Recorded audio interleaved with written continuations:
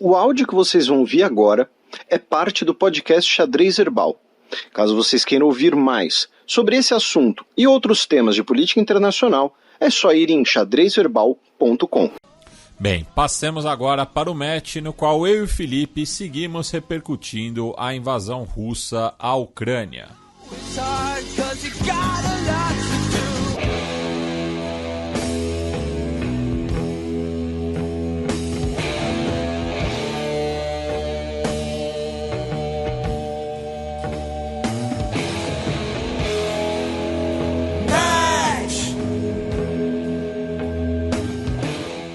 Reunião do G20 termina sem consenso sobre guerra na Ucrânia. Essa semana tivemos a reunião de ministros de relações exteriores do G20, né, na Índia, que vai sediar a cúpula, né, do G20 esse ano, a cúpula com os chefes de Estado e de governo. Tá? Lembrando que, assim, antes, né, da reunião de cúpula, você tem essas diversas reuniões que envolvem, por exemplo, uma com os ministros de relações exteriores, outra com ministros de economia, ministros de finanças, justamente preparando as pautas, né, e articulando como vai ser a reunião, a cúpula principal. E tivemos, então, o G20 de ministros de relações exteriores. A gente não costuma, né, aqui no programa, abordar muito esse tipo de reunião, porque, justamente, como eu falei, costuma ser apenas um preparativo para a reunião principal. Porém, sempre tem uma outra coisa interessante e que, nesse ano, obviamente, o grande foco foi a questão da guerra da Ucrânia, até porque essa cúpula, né, com os ministros de relações exteriores foi praticamente junto do aniversário de um ano da invasão da Ucrânia pela Rússia. E aí nós tivemos uma novidade, né, em relação à guerra e os países do G20, que foi o anúncio, agora um anúncio real, oficial, aberto, né, do plano de paz chinês para o fim da guerra na Ucrânia. Tá? Junto com isso, tivemos encontros entre os ministros de relações exteriores de Rússia e Estados Unidos, o Sergei Lavrov e o Antony Blinken, né, se encontrando presencialmente, né, pela primeira vez em alguns meses. Também tivemos o governo indiano, né, que é o governo anfitrião do G20 esse ano, também buscando ali essa posição de ser um mediador, um fomentador do diálogo. Lembrando que a Índia, né, é um país neutro na guerra. O ministro de Relações Exteriores da Índia, inclusive, já foi bem franco, dizendo, olha, a guerra na Ucrânia é um problema, é uma tragédia, mas assim, não é porque é uma guerra que está acontecendo na Europa que ela se torna um problema mundial. Né? O Matias concordou com a cabeça, mas a gente já comentou aqui muitas vezes, por exemplo, a Índia continua comprando muito petróleo da Rússia, enfim. A Índia também tem interesses ligados nas questões de fertilizantes, da indústria agrícola. Então tivemos... E é uma posição que reflete o pensamento do Sul global, né? Em relação a esse conflito. Né? Exatamente. As posições de Índia e Brasil são muito parecidas, né, nesse contexto. Então, tivemos esses encontros. Tivemos algum avanço? Não. Como a manchete que o próprio Matias, né, já repercutiu. A declaração, por exemplo, dessa reunião do G20 fala apenas em a necessidade de uma paz global por conta do sofrimento humano, por conta de exacerbar as dificuldades na economia global, prejudicar suprimentos, cadeias de suprimentos de alimentos que prejudicam os países mais pobres, justamente. Então não tivemos nenhum grande avanço, nenhum grande desenvolvimento.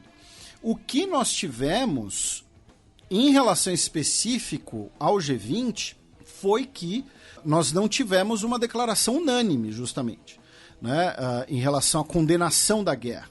Né? A condenação da guerra, né, e a condenação da Rússia veio pelos países parte do G20 que são parte do G7, tá? Basicamente. O G20 inclui a própria Rússia, inclui a China, inclui a Índia, né, esses países que não fazem parte do G7. Eu mencionei que talvez a grande novidade tenha sido o anúncio, né, do plano chinês. Né? Vocês podem ler na íntegra, em inglês, para quem se interessar, tá? Tá lá no site do Ministério das Relações Exteriores da China. Se vocês digitarem, por exemplo, no Google assim, China Peace Plan, vai ser um dos primeiros resultados, tá? Então vamos lá, são 12 pontos. Eu vou apenas citar os pontos aqui, não vou ler e entrar em detalhes. Respeitar a soberania de todos os países, abandono da mentalidade de Guerra Fria. E aí, assim, lembrando que tudo no linguajar diplomático sempre tem um asterisco, sempre tem uma questão. Então, assim, respeitar a soberania de todos os países. A China, ela tá falando da Ucrânia? Tá. Também tá falando do quê? Da questão de Taiwan. Segundo, abandonar a mentalidade de Guerra Fria. Ela tá falando do quê? Tá criticando o avanço da OTAN, tá criticando o que ela vê como a política agressiva dos Estados Unidos em relação à própria China. Terceiro ponto, fim das hostilidades. Quarto ponto, retomada de conversas de paz diretas entre, né, Rússia e China, e dizendo que a China pode ter um papel construtivo nesse quesito. 5. Solucionar a crise humanitária com a proposta de corredores, tá, de evacuação e de deslocamento de civis e de refugiados. 6. Proteção de civis e de prisioneiros de guerra. 7. Manutenção da segurança de instalações nucleares, né? Falando especialmente, por exemplo, da usina nuclear de Zaporizhzhia, que é a maior usina nuclear da Europa. 8. Reduzir riscos estratégicos, ou seja, armas nucleares, né? Ou seja, diminuir a retórica sobre armas nucleares. 9. Facilitar exportações agrícolas. 10. Fim de sanções unilaterais. Ou seja, né, então, retorno dos civis, respeito à jurisdição, respeito à soberania, mas também o fim de sanções unilaterais. Ah, mas Felipe, o que são sanções unilaterais? A China, assim como a Índia e como o Brasil, define como sanções unilaterais quaisquer sanções que não foram aprovadas no Conselho de Segurança da ONU. Ou seja, as sanções dos Estados Unidos e da União Europeia contra a Rússia, por exemplo. 11º ponto, manter cadeias de suprimento e cadeias de produção industrial estáveis. E 12º ponto, promover a reconstrução pós-conflito. E aqui é interessante que quando fala em reconstrução, não é apenas uma reconstrução física, literal, do prédio destruído, da ponte destruída. Mas o próprio ministro de Relações Exteriores chinês também falou de reconstrução de relações em outras zonas de conflito. Ou seja, ele está se referindo também, por exemplo, à questão da Transnistria, em Moldova. Tá? Então, temos essa proposta chinesa. O governo ucraniano, do Zelensky, disse que vê com bons olhos a intenção chinesa de participar dessa mediação e que viu pontos interessantes, tá, nessa proposta chinesa. Por outro lado, tá, o governo dos Estados Unidos disse que a China não é um ator neutro e que não pode ter essa função de mediadora. Tá? Então, o governo dos Estados Unidos, que hoje é o principal aliado do governo Zelensky, é o principal fornecedor de ajuda militar, falou, olha, a China não é um mediador neutro, o governo dos Estados Unidos não vai considerar o plano chinês. Tá? E aí entra, né, a discussão, que é como chegar a uma paz na Ucrânia. A paz pode ser negociada apenas entre Rússia e Ucrânia? Você precisa de um mediador? Por exemplo, algumas autoridades russas falam que não precisa de mediador. Por que algumas autoridades russas falam isso? Porque, na verdade, a ideia é de que russos e ucranianos podem, entre aspas, se resolver porque eles seriam o mesmo povo, nessa visão deles. Né? Então, você precisaria de um mediador? Quem poderia ser o mediador? E aí, outra questão, né, é sobre quem vai ser o garantidor desse acordo. Porque, por exemplo, o Brasil. O Brasil pode mediar um acordo entre Ucrânia e Rússia? Pode. É um teste de ensaios, pode ser que saia alguma coisa, pode. Agora, o Brasil pode ser o garantidor de um acordo entre Rússia e Ucrânia? Não, o Brasil não tem como fazer isso. Né? O Brasil é um país que não tem o potencial militar para isso, que não tem o potencial geográfico para isso, não é um país da região. Então, assim, Em outras situações, como por exemplo nos acordos de Minsk, nas conversas da Normandia, né, os garantidores sempre eram o quê? Uma potência europeia, Estados Unidos, China, um cenário parecido com o acordo nuclear com o Irã. Né? Você pode até ter um país do chamado Sul Global, como Brasil, Índia, como articulador.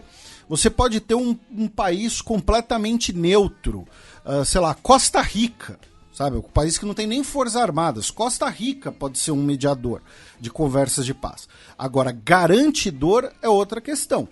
Então, isso também deixa o cenário um pouco mais longe, porque hoje, né, aí a gente vai entrar numa discussão sobre a própria postura, né, a crítica que alguns países fazem à postura dos Estados Unidos, que é o governo dos Estados Unidos, relembrando pela 200ª vez, a Ucrânia foi invadida pela Rússia, tá? Nós temos claramente uma situação em que nós temos um país agressor e um país agredido. Porém, o que muitos países ou lideranças políticas vão comentar, como por exemplo o presidente da Croácia, algumas semanas atrás que a gente repercutiu, é que o interesse dos Estados Unidos nesse momento, por exemplo, é uma mediação, é ver a mediação da Índia, da China com bons olhos, ou é interesse de tornar a guerra o mais custosa possível para a Rússia? Né? Ao ponto de tentar viabilizar uma vitória militar ucraniana, que também é muito improvável, como a gente já mencionou. A gente já falou aqui que do ponto de vista militar, essa é uma guerra que é um impasse para os dois lados. Né? Então hoje, né, dia 3 de março, o Joe Biden recebeu o Olaf Scholz na Casa Branca, o chanceler alemão, e o governo dos Estados Unidos anunciou mais 400 milhões em ajuda militar para a Ucrânia. E pela primeira vez, essa ajuda militar vai incluir veículos pontes de assalto, que são dobráveis, são desmontáveis, digamos assim, em que um veículo pode colocar essa ponte para facilitar o transporte de outros veículos, inclusive a passagem de carros blindados, como tanques, né, num teatro de guerra. Então, toda essa discussão sobre mediação, sobre garantir um acordo de paz, no fim das contas gira em torno de a Rússia quer negociar, o governo dos Estados Unidos quer negociar, sob quais bases será essa negociação? Né? E veja que eu nem mencionei especificamente a Ucrânia, porque a Ucrânia é claro que quer o fim da guerra. Né? Novamente, a Ucrânia é o país invadido, a Ucrânia é o país que está tendo sua infraestrutura destruída. Então, assim, que a Ucrânia deseja a paz, não há dúvidas. É por isso que eu nem considerei. Né? A questão é que também a paz, a Ucrânia é capaz em que pontos? Aqueles pontos que o Zelensky já mencionou, incluindo, por exemplo, o processo, né, por crimes contra lideranças russas, uma paz em que tenha ou não uma concessão de território, por exemplo, é possível para o governo ucraniano? Né?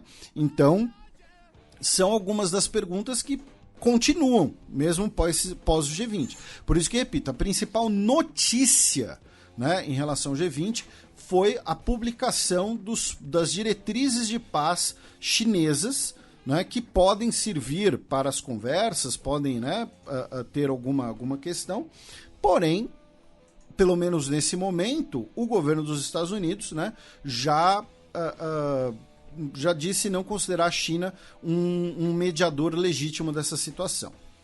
Falando em outras questões ligadas à paz e outras relações, essa semana tivemos, né, ontem, quinta-feira, dia 2, a conversa por telefone entre o Lula e o Zelensky, né, justamente.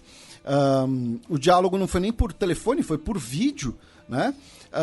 O Lula se ofereceu, né, ofereceu o Brasil como um país mediador. O Zelensky, por sua vez, disse que vê, né, com bons olhos o papel do Brasil para a construção da paz. E o Zelensky convidou o Lula para ir à Ucrânia, né, para visitar a Ucrânia, inclusive, né, para ver ali os efeitos, né, da guerra.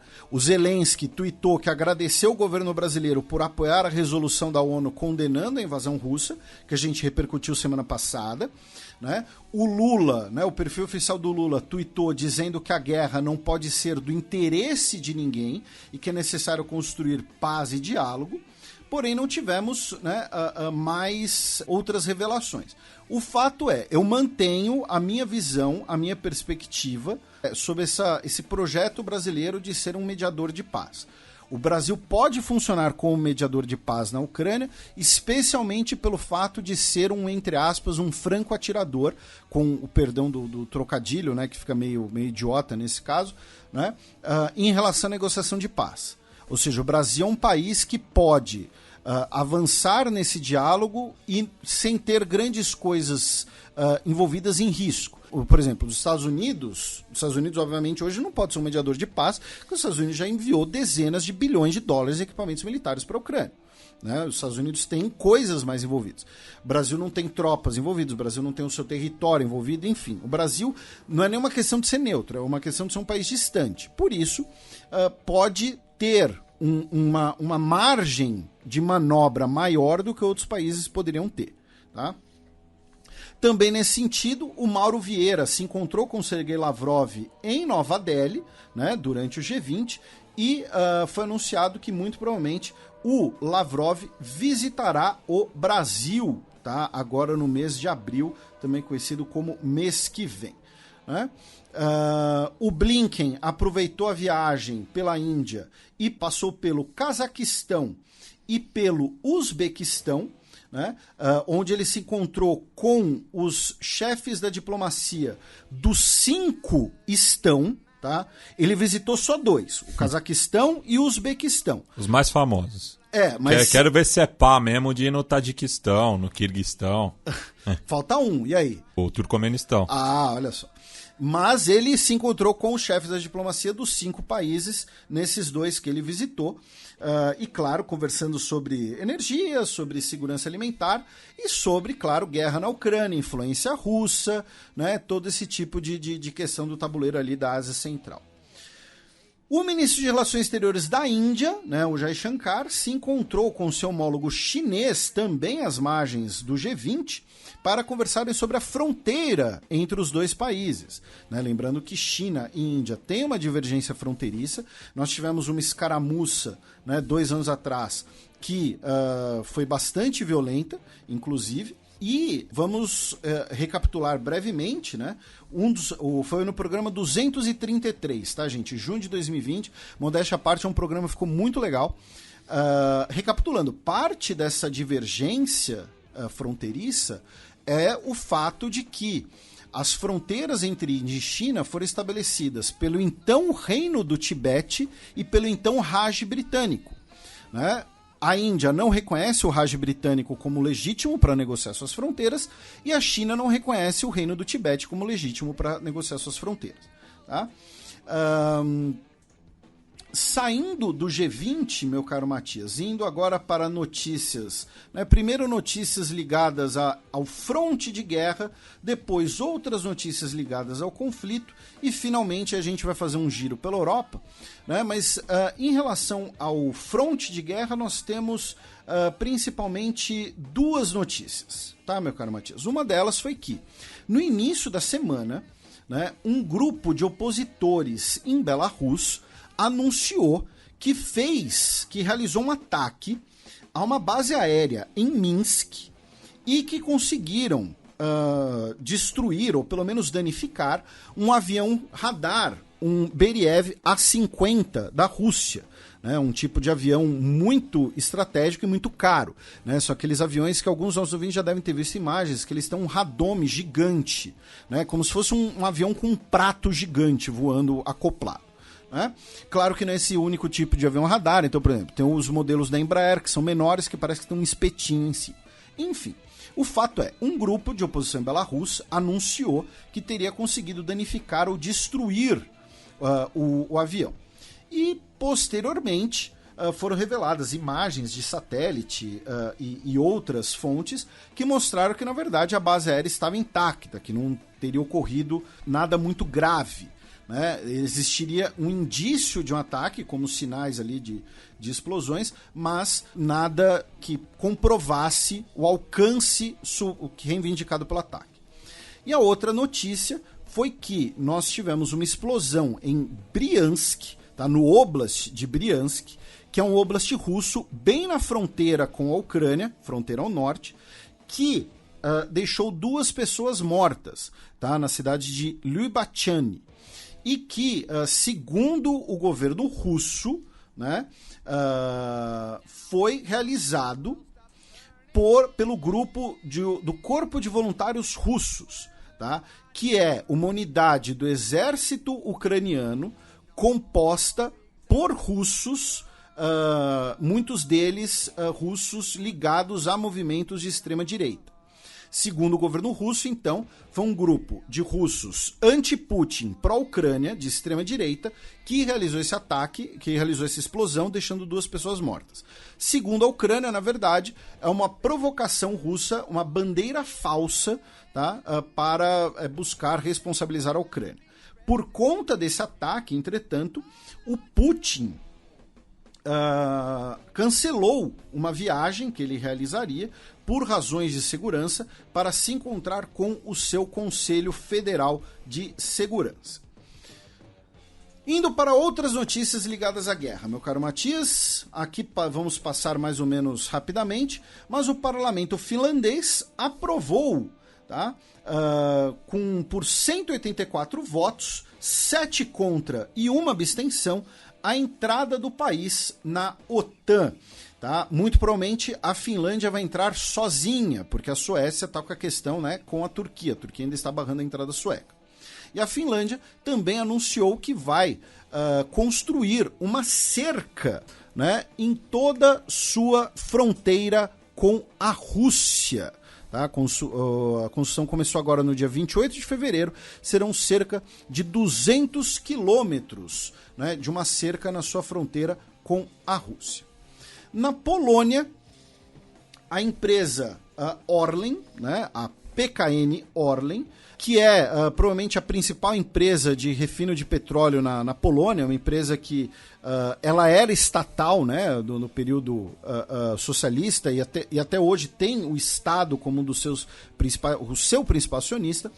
A Orlen anunciou que os russos suspenderam o fornecimento de petróleo pelo oleoduto de Druzhba, né, que é o oleoduto mais ao norte. Tá? O oleoduto, inclusive, estava isento de sanções europeias por ser estratégico para a Polônia e muito provavelmente foi uma represália pelo fato da Polônia ter enviado os tanques, né, os carros de combate Leopard 2 para a Ucrânia. A Dinamarca oficializou o cancelamento daquele feriado luterano que existia desde 1686, né? O Grande Dia de Oração.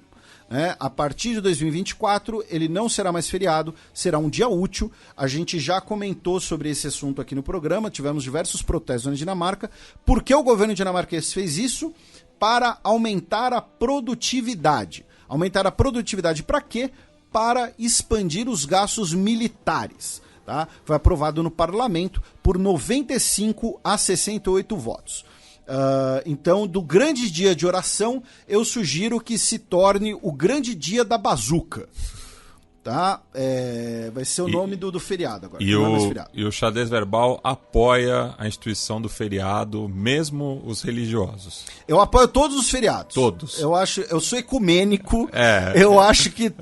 Inclusive, assim, a gente não sempre fala aqui no programa que sexta-feira é o dia santo dos muçulmanos, sábado dos judeus, domingo dos cristãos. Os 3 dias tinham que ser dias de folga. Um grande final de semana. Isso, é ecumênico, entendeu?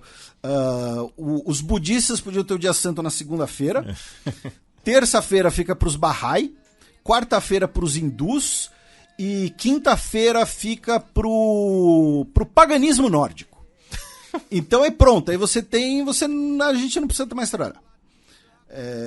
Isso ficou parecendo um trecho de Choque de Cultura, né? Mas, enfim, brincadeiras à parte, a Dinamarca oficializou o fim do grande dia de oração. O ditador Lukashenko de Belarus foi até a China, se encontrou com o Xi Jinping, conversaram sobre a guerra e falaram a necessidade de estabelecer a paz na Ucrânia e que os 2 países são muito parceiros e que estão juntos aí pro que der e vier.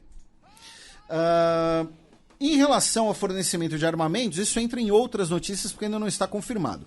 Mas o primeiro-ministro da Eslováquia, Eduard Heger, falou publicamente essa semana que o seu governo está disposto a enviar todos os seus MiG-29, todos os MiG-29 do país, né, para a Ucrânia. São 11 aviões modernizados para padrões OTAN, inclusive, seria talvez uma das principais notícias de fornecimento de armamento. A questão é que estão discutindo agora na Eslováquia se isso é constitucional, tá? E, finalmente, uma notícia de hoje, dia 3, o judiciário de Belarus condenou o ativista Ales Bialyatsky a 10 anos de prisão. Ele, que é um dos principais opositores da ditadura Lukashenko, foi laureado com o Prêmio Nobel da Paz em 2022. Né? Claro que é um julgamento um julgamento político, um julgamento de repressão política, mas ele foi condenado a 10 anos de prisão. E quem é laureado com o Nobel da Paz pode esperar uma situação dessas, né? Porque ou antes ou depois, né? O seu comentário faz todo sentido. Agora, meu caro Matias, a gente vai fazer um breve giro pela Europa, né? Começando pela Romênia. Já que o governo romeno decidiu aí aprontar né? Fazer uma gracinha, e o governo do Nicolae Ciucă, né? O primeiro-ministro, anunciou que a Romênia será o primeiro país a ter um conselheiro de inteligência artificial. Pois é. Deve ter pego algum desses apps que estão na moda aí, o chat não sei das quantas, o bababá não sei das quantas, que funciona à base de mão de obra precarizada, base de dados racista e incompleta, vamos deixar muito claro isso. Tendenciosa. Pois é, não, a inteligência artificial, ela vai chegar, tá? É importantíssimo discutir isso, não há dúvidas nenhuma. Vai ter a revolta dos robôs. Pode ter a revolta dos robôs, pode ser... Aí Asimov. Pode ser ou a revolta dos robôs, ou pode ser que nem o computador da Enterprise, não sei. O fato vai chegar, mas nesse caso aqui é o governo romeno fazendo ali uma gracinha tal, pra dizer que é moderno e tal, porque vai ser um desses chat aí da vida e que vão submeter a perguntas e aí ele vai elaborar algumas respostas. Agora, essa questão de daqui a pouco a inteligência artificial se tornar parte do processo decisório, né, para política, para políticas públicas, é algo muito importante para ser debatido e que não pode ser debatido na base da gracinha, tá? Mas então a Romênia, né, vai se tornar aí o primeiro país com um conselheiro, né, de inteligência artificial. Da Romênia, vamos para a Grécia, meu caro Matias, onde, infelizmente, né, tivemos uma tragédia nesse último dia 28 de fevereiro, quando, por um erro humano, né, 2 trens colidiram frente a frente, né, eles estavam no mesmo trilho, tá, na região do Vale de Tempi, perto da vila de Evangelismos, né, em Tessália, e pelo menos 57 pessoas morreram, dezenas estão feridas e pelo menos 50 pessoas estão desaparecidas. Assim, as imagens do pós-acidente são violentíssimas, né? Porque, repito, há um trem dando de frente com outro trem. Agora ex-ministro de transporte da Grécia, o Kostas Karamanlis, renunciou, porque, repito, tudo indica que foi um erro humano, tá? Também tivemos diversos protestos já contra a deterioração dos serviços de trem na Grécia, que, segundo muitos críticos, os trens, né, na Grécia têm sofrido com a falta de investimentos públicos, especialmente do atual governo. Né? Enfim, então tivemos diversos protestos também, pessoas protestando, né, por melhores condições de trabalho, inclusive metroviários. Então, essa tragédia na Grécia. E 2 dias antes também tivemos uma tragédia perto da costa italiana, no mar Mediterrâneo, quando um navio carregando pessoas, tanto imigrantes quanto pessoas buscando refúgio, naufragou. Ele tinha entre 150 e 200 pessoas e pelo menos 68 pessoas morreram, sendo dessas 16 crianças, tá? Perto da costa da Calábria. Que é a ponta da bota. Exatamente. Aí, meu caro Matias, do Mediterrâneo... Vamos pro Báltico. A gente vai passar rapidamente aqui pelo Báltico, já que nesse final de semana agora, no dia 5, domingo, teremos eleições para o parlamento, né? Para o parlamento da Estônia, o Riigikogu.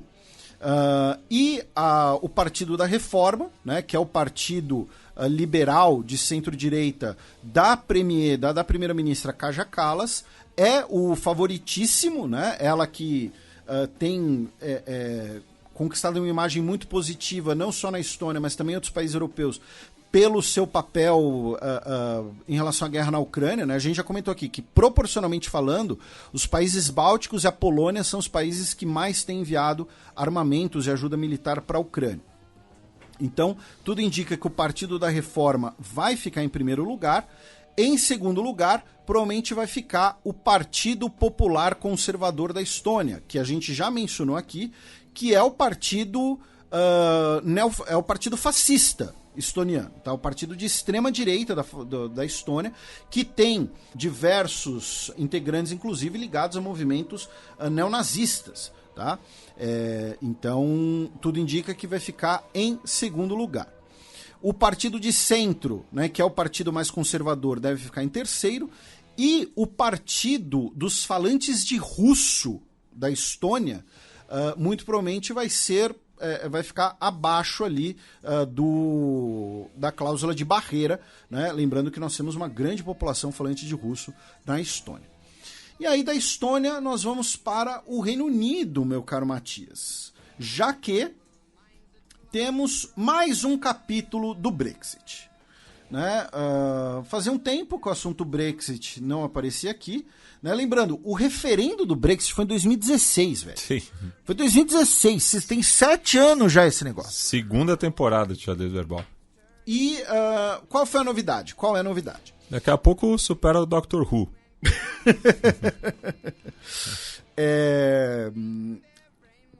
A gente, né, os nossos ouvintes mais antigos que devem acompanhar devem se lembrar, né, que o Brexit causou uma situação em que era necessário mediar duas coisas completamente contraditórias. O Brexit, né, engatilhou a saída do Reino Unido da União Europeia. Consequentemente, paralisou o trânsito livre de mercadorias na ilha da Irlanda. Ao mesmo tempo, o Reino Unido tem o compromisso, pelo Acordo de Sexta-feira Santa, que vai fazer 25 anos esse ano, de manter a fronteira da ilha da Irlanda aberta, entre a Irlanda do Norte, que é parte do Reino Unido, e a República da Irlanda, tá? Então você tem que manter a fronteira aberta, mas os produtos não podem circular livremente. Então como é que você vai fazer? E aí criar aquele protocolo da Irlanda do Norte, que basicamente coloca a fiscalização alfandegária nos portos, tá? Ou seja, se um produto vai passar da ilha da Irlanda para a ilha da Grã-Bretanha, aí ele era fiscalizado. Esse acordo foi mediado durante o governo Boris Johnson, e os unionistas da Irlanda do Norte, principalmente, foram muito críticos a ele. Por quê? Porque falaram que, olha, cria uma fronteira interna ao Reino Unido, o que vai diminuir aqui a proximidade entre Irlanda do Norte e Reino Unido, e aí vai fortalecer o movimento pela unificação, o movimento republicano pela unificação. Tanto que o Sinn Féin, que é o partido nacionalista presente tanto na República da Irlanda, quanto na Irlanda do Norte, quanto na Câmara dos Comuns, teve o seu melhor resultado eleitoral na Irlanda do Norte pós esse acordo. Então você tinha esse acordo que muita gente criticava, a gente fez várias brincadeiras aqui, né, que era o abacaxi que ninguém queria descascar, a Theresa May não conseguia descascar, enfim, tem outras questões também, Gibraltar e tudo mais. Enfim, o fato é que essa semana o Rishi Sunak, o premier britânico, e a Ursula von der Leyen, né, a von der Leyen, mas que a gente chama de von der Leyen, né, presidente da Comissão Europeia, anunciaram o Acordo de Windsor, tá, a proposta de Windsor. O texto tem 29 páginas, o PDF, para quem quiser ler na íntegra. E o que o novo acordo propõe? Primeiro, o protocolo que existe, tá? O protocolo da Irlanda do Norte, vai ser completamente jogado fora. Agora, a fiscalização aduaneira não será mais feita nos portos, mas em vias comerciais específicas. Tá? Mercadorias britânicas que vão para a Irlanda do Norte vão trafegar pela linha verde, enquanto as que vão para a União Europeia vão trafegar pela linha vermelha. Tá? A via verde vai ter menos burocracia, menos fiscalização. Teremos o compartilhamento de dados e o uso de rótulos inteligentes, que deve ser um rótulo com QR Code, né? Para facilitar o transporte de produtos. As transportadoras vão ter que compartilhar os seus dados com as autoridades da União Europeia. Teremos uma lista de produtos isentos ou então sujeitos à fiscalização sanitária. O trânsito de animais domésticos será liberado, porém com a necessidade de chips veterinários. Bebidas alcoólicas vão pagar imposto no Reino Unido. Outros tipos de mercadoria vão pagar impostos, podem pagar impostos na União Europeia, com algumas regras fiscais europeias continuando vigentes. E em relação a essas regras europeias que vão continuar vigentes, o Tribunal Europeu de Justiça terá jurisdição, o que já causou críticas dos unionistas irlandeses e de alguns conservadores britânicos, porque eles queriam o fim de qualquer jurisdição europeia. O governo Sunak, por sua vez, se defendeu dizendo que agora, com esse novo acordo, menos de 3% dos produtos comercializados estarão sujeitos à jurisdição europeia. Tá?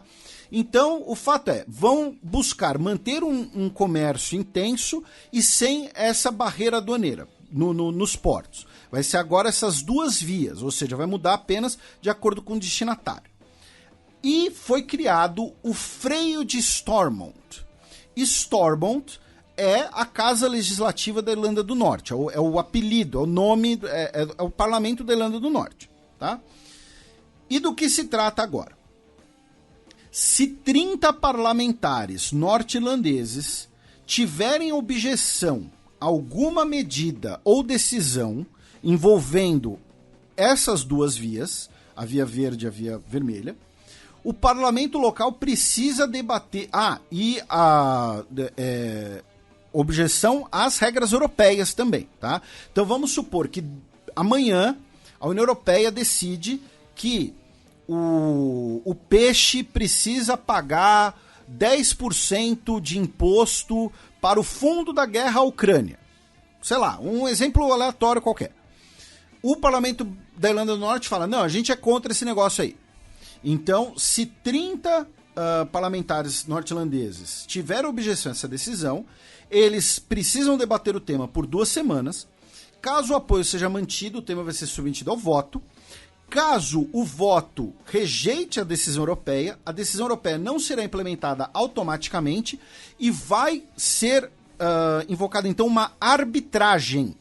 Tá? Vai ser invocada arbitragem. Ou seja, não vai depender de negociação bilateral, vai ter um árbitro. Por que o número de 30 parlamentares? Para evitar que dificilmente um único partido norte-irlandês consiga ter esse número e consiga então ficar implicando com toda e qualquer decisão europeia. Para você ter um número de 30, normalmente, por exemplo, na atual situação, você precisa ter mais de um partido. Né? Já aconteceu do DUP, né, o Partido Unionista, ter mais de 30 assentos, mas não é a regra. Tá? Então isso impediria que um partido ficasse abusando da medida. O Rishi Sunak falou, agora o Brexit vai ser encerrado, agora a Ilha da Irlanda vai poder viver um período de paz, estabilidade, prosperidade. A van der Leyen tomou chá com o Charles III, né? Tomou lá chá com o rei no castelo de Windsor e tudo mais. Só que tem gente reclamando já também. Especialmente quem? O Boris Johnson. Por que o Boris Johnson está reclamando? Primeiro, para defender o legado do acordo que ele mediou. Né? Isso é claro. Segundo, para aumentar o passe dele dentro do Partido Conservador. Porque vamos lembrar, o Boris Johnson ele está lá encostado num canto. Mas ele viajou para a Ucrânia algumas vezes, a gente comentou sobre isso aqui, que era até meio estranho. Né? O Boris Johnson ele já teria dito que ele estaria interessado em ser o próximo secretário-geral da OTAN, Acho muito difícil, porque os países da Europa continental não vão querer um britânico nesse cargo. Mas, enfim, principalmente o Boris Johnson. Principalmente o Boris Johnson. Né? O secretário-geral da OTAN sempre vem da Noruega, da Bélgica, não vai vindo das grandes potências. Mas, enfim. Mas o fato é, o Boris Johnson ele quer valorizar o passe dele. Ele tá na pista. Tá na pista, então ele tá liderando essa rebelião para defender o legado dele. E especialmente por quê? Porque os unionistas norte-irlandeses também não estão felizes com esse acordo, porque eles não vão ficar felizes com acordo nenhum. Real é essa. Tá? Mas então esses vários políticos unionistas pró-Brexit estão sendo liderados nessa rebelião pelo Boris Johnson, que quer valorizar o passe dele. E o Rishi Sunak tem que resolver isso logo, porque, primeiro, o acordo tem que ser aprovado na Câmara dos Comuns, e segundo, daqui a pouco a gente vai ter, nós teremos as eleições internas, tá? No país, né? Agora no início de maio. E as pesquisas indicam que os trabalhistas vão se dar bem nessas eleições. Então o Rishi Sunak precisa manter a coesão do seu partido, aprovar esse acordo na Câmara dos Comuns, e o Boris Johnson está aproveitando a situação para se rebelar, para falar, o que eu ganho aqui, entendeu? Você vai me indicar para alguma coisa, você vai me botar alguma posição de destaque, ou então ele se tornar o líder de uma espécie de oposição à direita ao governo Rishi Sunak, né? Então... Até porque os Tories estão todos rachados, né? Isso, a coesão do Partido Conservador hoje tá parecendo uma reunião do Conselho do Palmeiras. Mas, enfim. Então, sobre o Reino Unido é isso. Temos um novo acordo em relação ao Brexit e à Ilha da Irlanda, que ainda tem que ser aprovado, porém ele faz algumas mudanças e que, segundo o governo britânico, vai deixar a situação mais dinâmica e dará autoridade ao Parlamento da Irlanda do Norte para agir em situações que considere que a Irlanda do Norte está sendo prejudicada, que era a grande queixa, uma das grandes queixas dos unionistas. Os unionistas falavam, não, mas peraí, se a gente não gostar de alguma coisa, a gente não tem como fazer nada. Então agora tem esse freio de Stormont, que foi chamado. E finalmente, para a gente fechar, a França anunciou na última terça-feira, dia 28, um acordo de 11 países europeus para incentivar o uso de energia nuclear, buscando maior independência energética dentro da União Europeia. Tá? Maior cooperação nuclear nesse acordo. Tá? França, Bulgária, Croácia, Hungria, Finlândia, Países Baixos, Polônia, Tchequia, Romênia, Eslováquia e Eslovênia.